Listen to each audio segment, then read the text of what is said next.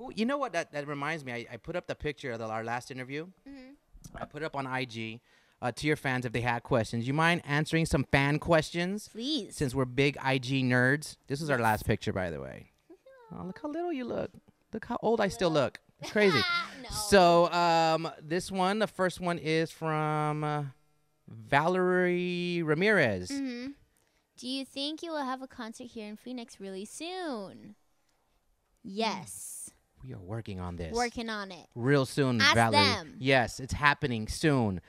Question from Beautiful Nightmares. What's your main motivation? My main motivation is my family.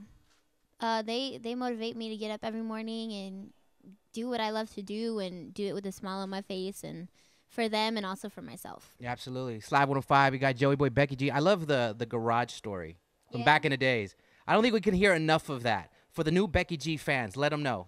Yeah, well, I mean, basically, you know, I've been in music since I was really, really little because I've always loved it. But I didn't start professionally in it until I was about 9 years old. And it all came about when my family, we lost our home and we moved into my grandparents' converted garage up in Inglewood. Where I was born and raised. And so we lived in the converted garage for a long time. And music was the one thing that was always there for me besides my family going through that tough time. Because at that age, I've always been a lot more mature for my age. Right. And although I was young, I knew what was going on, you know. And as much as my parents tried to downplay it, my other siblings were like, "Oh, it's a sleepover every night." I was like, "Damn, I gotta get my life together." You're like, "No, what we're am poor. I gonna do? We are poor." Yeah. So I was like, "What am I gonna do? How do I get us out of here?" It wasn't that I hated it, you know. I was grateful that we at least had a roof over our head and somewhere to sleep. But I, you know, it motivated me to put this little fire under my booty to get going.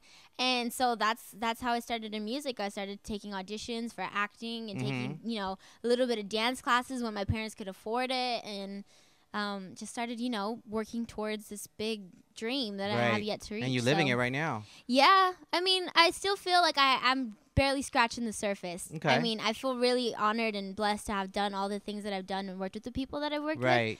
But there's so much that I want to do and that I'm so excited to do one day. So have you crossed some things off the bucket list already, though? Working with J-Lo was definitely one of them. Writing songs for other people because, you know, I love songwriting. So when I got, you know, to write, you know, be on the song with Cheryl Lloyd and be a writer on that. Same with Cody Simpson and make a song for a movie with will.i.am, which was really, really cool. So, like, all that stuff, it's just, like, you know, marking it off. Performing at Staples Center.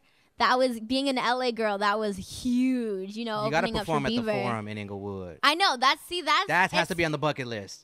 I'm putting it out into the universe, and hopefully it happens. It will happen. It's gonna happen. It's happening. Final question from Nate Dogg. He put like 13 W's in his IG. Nate Dogg, will you marry me? How many? Do you get this a lot from the male groupies, if you will? I would say ask my daddy. Yeah. Sorry, Nate Dogg.